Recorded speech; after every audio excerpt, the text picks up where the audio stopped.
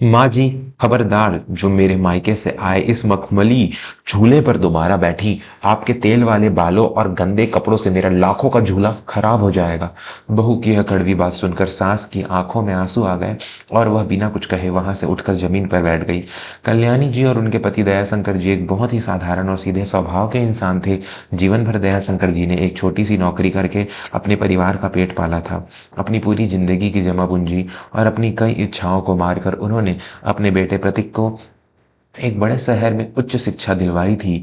दयाशंकर जी ने कई सालों तक दिवाली में अपने लिए कोई नया कुर्ता नहीं खरीदा था, सिर्फ इसलिए ताकि उनका बेटा अपनी पढ़ाई पूरी कर सके। उनकी इसी तपस्या का फल था कि आज प्रतीक एक बहुत बड़ी कंपनी में अच्छे पद पर काम कर रहा था। घर में पैसों की कोई कमी नहीं थी। कुछ ही महीने पहले प्रतीक की शादी एक बड़े व्यापारी की बेटी रुचिका से हुई थी। रुचिका एक बहुत ही अमीर घर से आई थी। बचपन से ही उसने अपने घर में नौकर चाकर और बेशुमार पैसा देखा था, इसलिए उसके स्वभाव में एक अजीब सा घमंड था। शादी के समय रुचिका के पिता ने उसे ढेर सारा महंगा सामान दिया था। उस सामान में एक बहुत ही कीमती विदेशों से मंगवाया गया मखमली झूला, एक बेहद महंगा फारसी गाली और कुछ बहुत ही आलीशान कुर्सियां शामिल थी। रुचिका ने आते ही घर के सबसे बड़े और हवादार हिस्से यानी बीच के आंगन में अपना वह मखमली झूला और कालीन बिछवा दिया। कल्याणी जी के घुटनों में गठिया की बीमारी थी। सर्दियों के दिन थे और आंगन में बहुत अच्छी धूप आती थी। एक दिन सुबह सुबह कल्याणी जी नहा धोकर अपनी पूजा की माला लेकर आंगन में आई। उनके घुटनों में बहुत दर्द था और जमीन पर बैठना उनके लिए संभव नहीं था। उन्होंने देखा कि रुचिका का मखमली झूला धूप में रखा है।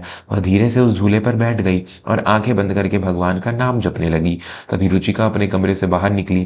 अपनी सास को अपने महंगे मखमली झूले पर बैठा देखकर उसके तन बदन में आग लग गई। वह भागती हुई आई और जोर से चिल्लाते हुए बोली, माँ जी, आपको समझ नहीं आता क्या? मेरे पिताजी ने यह झूला खास विदेश से मंगवाया है। इस पर जो मखमल लगा है ना, वो आपके पूरे जीवन की कमाई से भी ज्यादा महंगा है। आपके बालों में इतना सारा तेल लगा है और आपके कपड़े भी मैले हैं। आपके इस तरह बैठने से मेरा लाखों का झूला खराब हो जाएगा। जाइए यहाँ से और आगे से मेरे इस हिस्से में कदम मत रखिएगा।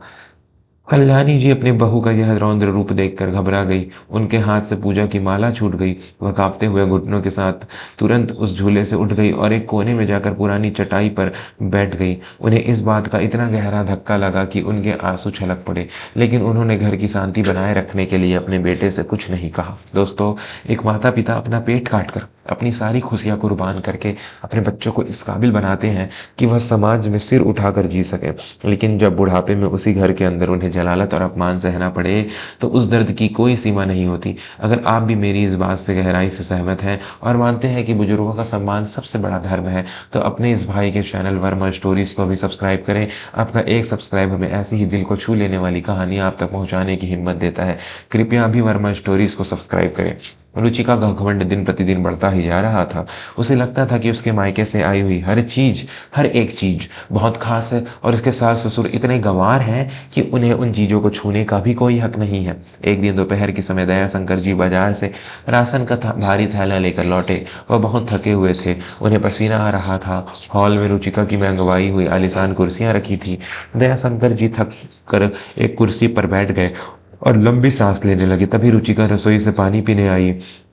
अब अपने ससुर को अपनी कीमती कुर्सी पर पसीने से लथपथ बैठा देखकर उसके बहुत ही गंदा सा मुंह बनाया। वह तुरंत एक कपड़ा और सैनिटाइजर की बोतल लेकर आई और दयाशंकर जी के सामने ही कुर्सी के बाकी हिस्सों को ऐसे पोंछने लगी जैसे किसी अछूत ने उसे छू लिया हो। दयाशंकर जी यह देखकर बहुत शर्मिंदा हुए। वह तुरंत कुर्सी से उठ गए। रूपिका ने उन्हें ताना मारते हुए कहा, पिताजी, आप बाहर से पसीने से भीग कर आते हैं तो सीधे अपने कमरे की उस पुरानी चारपाई पर जाकर बैठा कीजिए। इन कुर्सियों पर बैठेंगे तो इनमें से पसीने की बदबू आने लगेगी और इनका रंग भी खराब हो जाएगा। यह कोई साधारण कुर्सियां नहीं है, इन्हें खास इटली से मंगवाया गया है। आप लोगों को तो इन सब चीजों की कदर ही नहीं है। दयाशंकर जी का सिर शर्म से और अपमान से झुक गया। जिस घर की नींव उन्होंने अपनी पाई पाई जोड़कर रखी थी, आज उसी घर में उन्हें एक कुर्सी पर बैठने का अधिकार नहीं था। वह चुपचाप अपने कमरे में चल गए और अपनी पत्नी कल्याणी के सामने फूट फूट कर रो पड़े। यह सब कुछ ऐसे ही चलता रहा। रुचिका ने घर के उस हिस्से को अपने कब्जे में ले लिया था जहां उसका सामान रखा था। कल्याणी जी और दयाशंकर जी ने अपने ही घर में एक कोने में सिमट कर रह गए थे। लेकिन कहते हैं ना कि पाप का घड़ा जब भरता है तो भगवान कोई ना कोई रास्ता जरूर निकालते हैं। एक दिन कल्याणी जी के मायके से उनके कुछ दूर के रिश्तेदार उनसे मिलने आए। वह लोग गांव से आए थे और उनके कपड़े बहुत ही साधारण थे। कल्याणी जी बहुत खुश हुई और उन्होंने मेहमानों का स्वागत किया। चूंकि बाहर के कमरे में रुचिका का महंगा फारसी कालीन बिछा था, मेहमान संकोच करते हुए उसी कालीन पर बैठ गए। कल्याणी जी उनके लिए रसोई में चाय बनाने चली गई। तभी रुचिका पार्लर से लौट कर आई। घर में गांव के मेहमानों को अपने उस कीमती कालीन पर बैठा देखकर उसका पारा 7वें आसमान पर पहुंच गया। वह बिना किसी लिहाज के मेहमानों के सामने ही जोर जोर से चिल्लाने लगी, अरे यह सब क्या है? कौन है आप लोग? और हिम्मत कैसे हुई मेरे इस लाखों के कालीन पर अपने गंदे और धूल भरे पैर रखने की? माँ जी बाहर निकलिए रसोई से। कल्याणी जी घबराते हुए बाहर आई। माँ जी, इन गांव वालों को मेरी कीमती कालीन पर क्यों बिठा दिया? देखिए कैसे मिट्टी से भर दिया है मेरा घर। बाहर चबूतरे पर बोरी बिछा कर बिठाइए इन्हें। मेरे घर को धर्मशाला समझ रखा है क्या? मेहमान बहुत ज्यादा अपमानित महसूस करने लगे। वह हाथ जोड़कर खड़े हो गए और बिना चाय पिए ही वहां से जाने लगे। कल्याणी जी रोते हुए उन्हें रोकती रही, लेकिन वह नहीं रुके। कल्याणी जी वहीं जमीन पर बैठकर फूट फूट कर रोने लगी। उसी समय प्रतीक ऑफिस से घर लौटा। दरवाजे पर उसने उन मेहमानों को अपमानित होकर जाते हुए देखा और अंदर अपनी माँ को रोते हुए और अपनी पत्नी को कालीन साफ करते हुए देखा। प्रतीक को सारी बात समझने में देर नहीं लगी। उसने अपनी माँ से कुछ नहीं कहा और चुपचाप अपने कमरे में चला गया। क्या प्रतीक अपनी पत्नी की इस बदतमीजी को ऐसे ही बर्दाश्त कर लेगा? क्या एक बेटा अपने माता पिता के इस घोर अपमान का बदला ले पाएगा?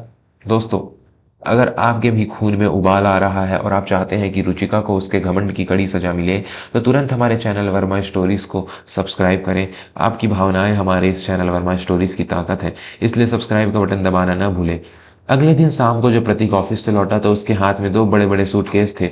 उसके पीछे पीछे सामान ढोने वाले कुछ मजदूर भी घर के अंदर आ गए। घर के बाहर एक बड़ा सा ट्रक खड़ा था। प्रतीक ने बहुत ही शांत लेकिन कठोर आवाज में अपनी पत्नी को आवाज दी, रुचिका बाहर आओ। रुचिका कमरे से बाहर आई और सूटकेस और मजदूरों को देखकर हैरान रह गई। यह सब क्या है प्रतीक? ये मजदूर घर में क्या कर रहे हैं? रुचिका ने पूछा।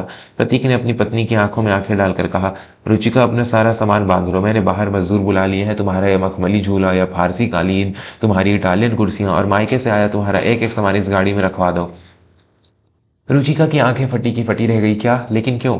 हम यह सब कहाँ ले जा रहे हैं? क्या तुमने कोई नया और बड़ा घर खरीदा है? रुचिका ने थोड़ी खुशी और हैरानी से पूछा। प्रतीक ने एक ठंडी सांस ली और कहा, नहीं रुचिका, मैंने कोई नया घर नहीं खरीदा है। हम इस घर से जा रहे हैं। मैंने शहर के बाहर एक बस्ती में टीन की छत वाला एक छोटा सा कमरा किराए पर लिया है। अब हम वहीं रहेंगे। यह सुनते ही रुचिका के पैरों तले जमीन खिसक गई। वह जोर से चिल्लाई, तुम पागल हो गए हो? इतने बड़े और सुंदर घर को छोड़कर हम उस झोपड़पट्टी में क्यों जाएंगे? मेरा इतना महंगा सामान, मेरी यह कालीन और झूला उस एक छोटे से कमरे में कैसे आएंगे और मैं वहां कैसे रहूंगी? प्रतीक का गुस्सा बाहर आ गया। उसने बहुत ही सख्त लहजे में कहा, यही तो बात है रुचिका, जो मैं तुम्हें समझाना चाहता हूँ। यह इतना बड़ा और सुंदर घर तुम्हारा नहीं है। यह घर मेरे माता पिता ने अपनी खून पसीने की कमाई से अपना पेट काट कर बनाया है।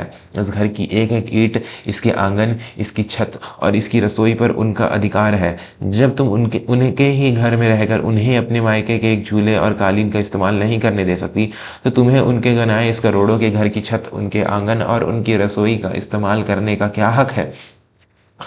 रुचिका अवाक रह गई। उसके मुंह से एक शब्द नहीं निकल रहा था। प्रतीक ने आगे कहा, जब मेरे माता पिता का अधिकार तुम्हारे लाए हुए चंद लाख रुपयों के सामान पर नहीं है, तो तुम्हारा अधिकार उनके जीवन भर की कमाई से बने इस घर पर कैसे हो सकता है? मेरी माँ गठिया के दर्द से तड़पती रही और तुमने उन्हें एक आरामदायक झूले से उठा दिया। मेरे पिता थके हारे आए और तुमने उन्हें एक कुर्सी पर बैठने नहीं दिया। तुम अपने मायके के पैसों का घमंड दिखाती हो ना, तो जाओ अपने उस महंगे सामान को लेकर उस किराए के कमरे में रहो, क्योंकि इस घर में रहने के लायक तुम नहीं हो। चलो निकलो इस घर से। प्रतीक की इन बातों ने रुचिका के घमंड के महल को चकनाचूर कर दिया। उसे अचानक इस बात का एहसास हुआ कि वह कितनी बड़ी मूर्ख है। वह अपने कुछ लाख के सामान का घमंड उस परिवार को दिखा रही थी जिसने करोड़ों का घर उसे बिना किसी शर्त के सौंप दिया था। जिस घर के आंगन में वह झूला झूलती थी, जिस घर के नीचे वह चैन की नींद सोती थी, वह सब तो उसके सास ससुर का ही था। रुचिका रोते हुए घुटनों के बल जमीन पर गिर पड़ी। वह सीधे अपनी सास कल्याणी जी के पैरों में गिर गई और उनके पैर पकड़कर फूट फूट कर रोने लगी। मुझे माफ़ कर दीजिए माँ जी, मुझे बहुत बड़ी भूल हो गई। मैं अपने झूठे घमंड में अंधी हो गई थी। मुझे एहसास ही नहीं हुआ कि जिन निर्जीव चीज़ों से मैं इतना प्यार कर रही थी, उनके लिए मैंने जीते जागते भगवान रूपी माता-पिता का दिल दुखाया है। मुझे घर से मत निकालिए, मैं अब कभी किसी चीज़ पर अपना अधिकार नहीं जताऊँगी। यह सब कुछ आपका है। कल्याणी जी का दिल बहुत बड़ा था। एक माँ कभी अपने बच्चों का रोता हुआ नहीं देख सकती। उन्होंने झुककर रुचिका को उठाया और गले से लगा लिया। रो मत बहू, तुमने अपनी गलती मान ली, बस मेरे लिए इतना ही बहुत है। यह घर तुम्हारा ही है और हमेशा तुम्हारा रहेगा। प्रतीक ने मजदूरों को वापस भेज दिया। उसने रुचिका को चेतावनी देते हुए कहा कि अगर भविष्य में दोबारा कभी उसने माता पिता का अपमान किया तो वह उसे हमेशा के लिए छोड़ देगा। रुचिका पूरी तरह से बदल चुकी थी। उस दिन के बाद से कल्याणी जी उसी मखमली झूले पर बैठकर भगवान का भजन करती और दयाशंकर जी आराम से कुर्सी पर बैठकर अखबार पढ़ते। तो दोस्तों, देखा आपने कि कैसे रिश्तों की अहमियत दुनिया के किसी भी महंगे सामान से बहुत बड़ी होती है। घमंड इंसान की आंखों पर ऐसी पट्टी बांध देता है कि उसे अपना ही नुकसान नजर आता है। अगर आपको प्रतीक का यह फैसला सही लगा और इस कहानी ने आपके दिल को छुआ है, तो बिना कंजूसी किए हमारे चैनल वर्मा स्टोरीज को अभी सब्सक्राइब करें। नीचे कमेंट में लिखकर जरूर बताएं कि आपके हिसाब से ये प्रतीक ने सही किया। वीडियो को लाइक करें और अपने परिवार के साथ शेयर करें। मैं विवेक वर्मा आपसे विदा लेता हूँ। कल फिर मिलूंगा एक नई और सच्ची कहानी के साथ, सिर्फ वर्मा स्टोरीज पर। धन्यवाद।